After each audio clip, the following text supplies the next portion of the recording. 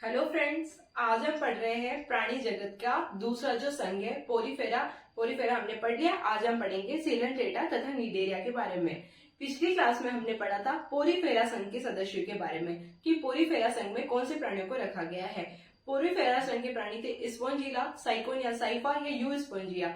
You Spongia को हम क्या कहते हैं? बाथ स्पंज भी कहते हैं। क्यों? क्योंकि उससे बाथिंग जो स्पंज होते हैं, नहाने का जो ब्रश होता है, वो यू स्पंजिया से बनाया जाता है, इसलिए हम उसको यू स्पंजिया को बाथिंग स्पंज भी कहते हैं। स्पंजीला जो होता है वह मीठे जल में पाया जाता है, यानी कि जो पोरीफेरा के जो सदस्य थे वो अलवणीय जल में पाए जाते थे, लेकिन सिर्फ स्पंजीला जो प्राणी था वो सिर्फ मीठे जल में पाया जाता था। हमने पोरीफेरा के बारे में पढ़ा था कि इनमें कोलर कोशिकाएं तथा कोइनोसाइट सेल्स पाई जाती है। इसमें इसका जो जल जो होता है वो सूक्ष्म छिद्रों ओस्टिया द्वारा जल इसमें प्रवेश करता है, ओस्कुलम द्वारा शरीर के बाहर उत्सर्जी पदार्थ बाहर निकलते हैं। इनमें जो होती है स्पंज गुहा पाई जाती है, यानी इस प्रकार इनमें एक प्रकार की गुहा पाई जाती है, उसको हम स्पंज गुहा कहते हैं। इनमें इनका जो शरीर होता है, जो पृष्ठतें होती है कंटिकाओं की बनी हुई होती है। इसमें जो उत्सर्जी पदार्थ होते हैं, उत्सर्जी पदार्थ जल तथा खनिज लवण जो होते हैं स्पंज गुहा में संग्रहित होते हैं। पोरीफेरा में अंतरकोशिकीय प्रकार का जनन पाया जाता है। इनमें अलैंगिक जनन जो होता है, अंतरकोशिकीय प्रकार का पाचन होता है, यानी इनमें जो कोशिकाओं के अंदर ही इनका पाचन हो जाता है, इसलिए हम इसको बोलते हैं अंतराकोशिकीय पाचन। इनमें जो जनन होता है, अलैंगिक जनन होता है, वो विखंडन के द्वारा आता है, यानी कि कोई भी भाग टूट जाता है तथा नए प्राणी का निर्माण कर लेता है, तो हम उसको बोलते हैं विखंडन। तथा लैंगिक जनन जो होता है युग्मकों के द्वारा होता है, वह उभय लिंगाश्री होते हैं, यानी नर तथा मादा जनन अंग जो होते हैं वो एक ही प्राणी में उपस्थित होते हैं, इसलिए हम इसको उभय लिंगाश्री कहते हैं।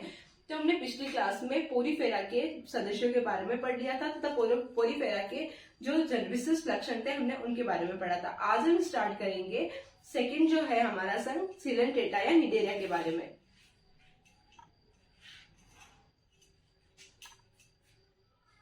ऐसे हम 11 संघों के बारे में पढ़ेंगे।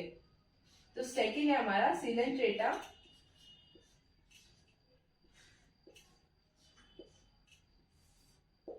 सीलंट्रेटा को ही हम निडेरिया भी कहते हैं। पोरीफेरा में हमने पढ़ा था कि पोरीफेरा के जो सदस्य होते हैं उनमें कोशिकीय प्रकार का संगठन पाया जाता है, यानी कोशिकाओं का संगठन पाया जाता है। समान कोशिकाएं मिलकर उत्तक का निर्माण करती है। तो जो सीलंट्रेटा या निडेरिया होते हैं उनमें किस प्रकार का संगठन पाया जाता है?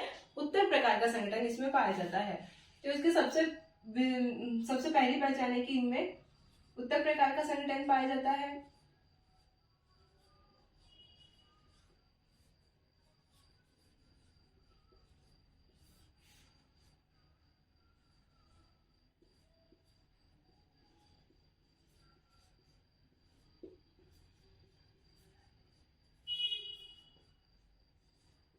इनमें उत्तक प्रकार का संगठन पाया जाता है। प्राणी जगत के सभी सदस्य बहुकोशिकीय होते हैं। इनमें जो सममिति पाई जाती है वो अरीय सममिति पाई जाती है।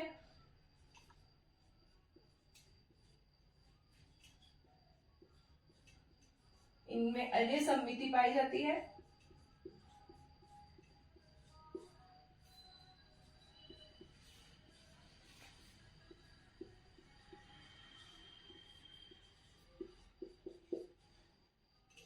इनमें दंश कोशिकाएं,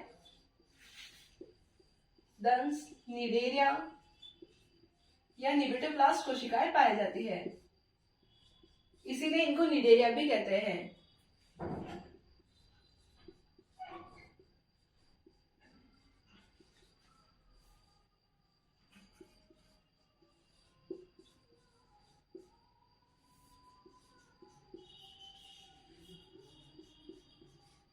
इनका क्या काम होता है? ये जो दंश कोशिकाएं होती है, निबिटोब्लास्ट कोशिकाएं जो होती है, निडेरिया प्रकार की जो कोशिकाएं होती है, इनका काम होता है भोजन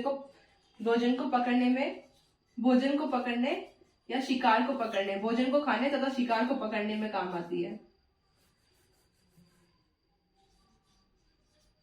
यानी ये रक्षा के काम आता है, यानी खुद की सुरक्षा के काम करता है तथा भोजन को पकड़ने में भी काम करती है कोशिकाएं।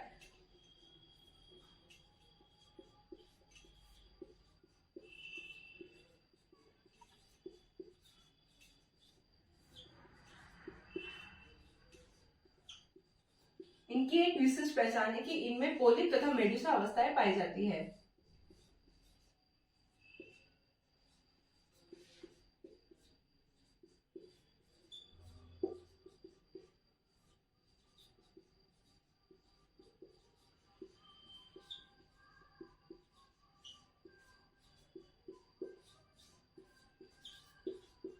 पोलिप जो अवस्था होती है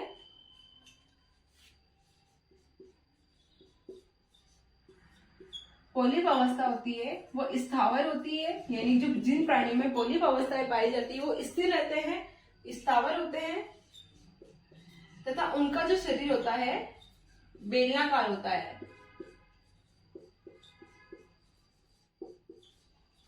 जैसे हाइड्रा है, हाइड्रा जल में रहता है तथा इनका शरीर जो होता है हाइड्रा का इस प्रकार से होता है, बेलनाकार इनका शरीर पाया जाता है। बेलन की आकृति का जो पोलिप अवस्था होती है वह स्थावर तथा बेलनाकार होती है। इसका उदाहरण है हाइड्रा। तथा जो मेडुसा अवस्था होती है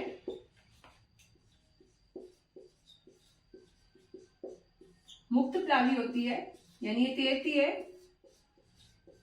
स्वतंत्र होती है, ये मुक्त प्लावी होती है तथा इनका जो शरीर होता है छतरी के आकार का होता है।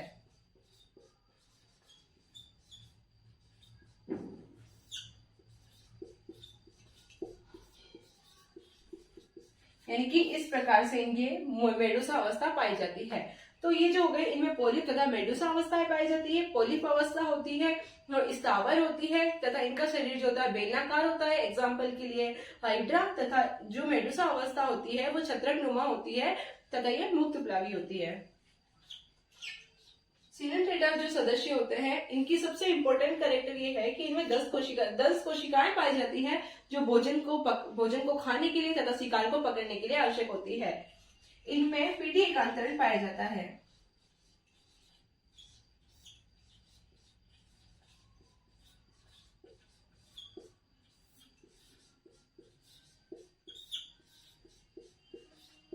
इनमें पीढ़ी एकांतरण ऐसे पाया जाता है कि पोलिप अवस्था के बाद में मेडुसा अवस्था आ जाती है, मेडुसा अवस्था के बाद में पोलिप अवस्था आ जाती है, यानी एक दूसरी अवस्थाएं एक दूसरे के ऊपर निर्भर होती है। पोलिप अवस्था के बाद मेडुसा, मेडुसा की अवस्था बाद पोलिप अवस्था आती रहती है, ये प्रक्रिया चलती रहती है। इसको हम बोलते हैं पीढ़ी एकांतरण तथा इनमें पीढ़ी एकांतरण पाया जाता है। तो पोलिप अवस्था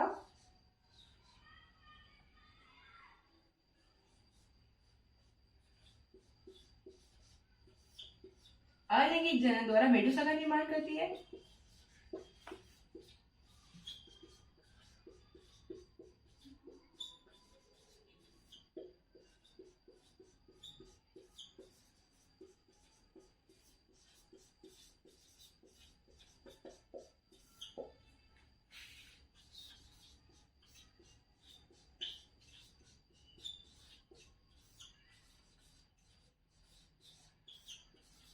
तथा मेडुसा जो होता है वो लैंगिक जनन के द्वारा पोलिप का निर्माण करता है।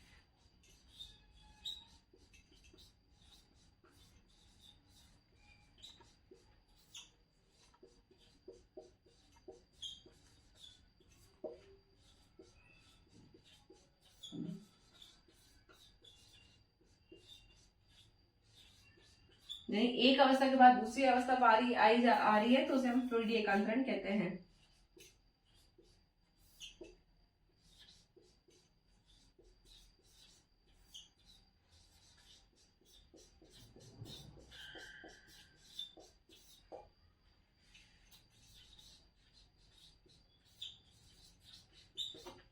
इनमें केंद्रीय जठर वाहिनी गुहा पाई जाती है। इनमें अंतर तथा अंतरा दोनों प्रकार का कोशिकीय पाचन पाया जाता है।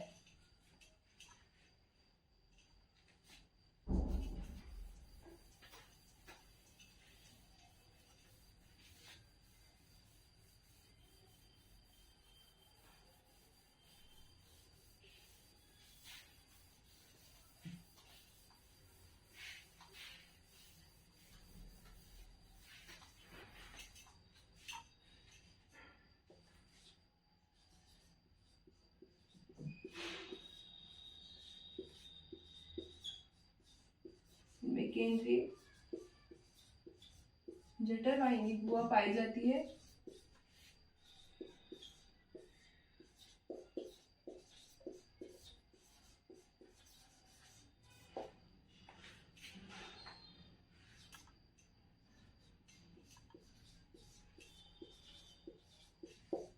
इनमें अंत्य तथा अंतरा, अंत्य यानी कोशिका के अंदर तथा कोशिका के बाहर दोनों प्रकार का पाचन पाया जाता है।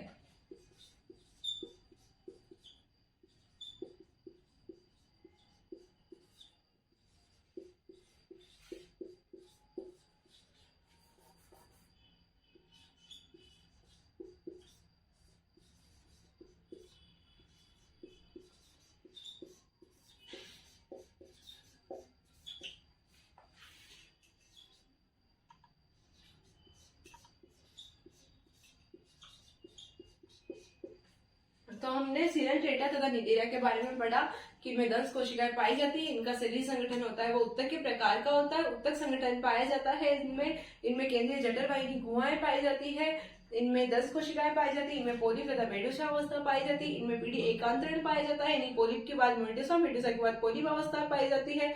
पोलिप में अलैंगिक जनन के द्वारा मेडुसा अवस्था बनती है, मेडुसा में लैंगिक जनन के द्वारा पोलिप अवस्था बन जाती है। तो हमने इनमें अंतर तथा अंतरा कोशिकीय प्रकार का पाचन पाया जाता है। इनके उदाहरण पढ़ेंगे। इसके उदाहरण है फाइसेलिया, इसको पुर्तगाल मानव युद्ध भी कहा जाता है।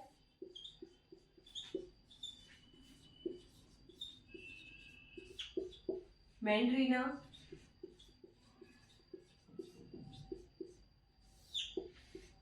एडमिसिया, गालगोनिया,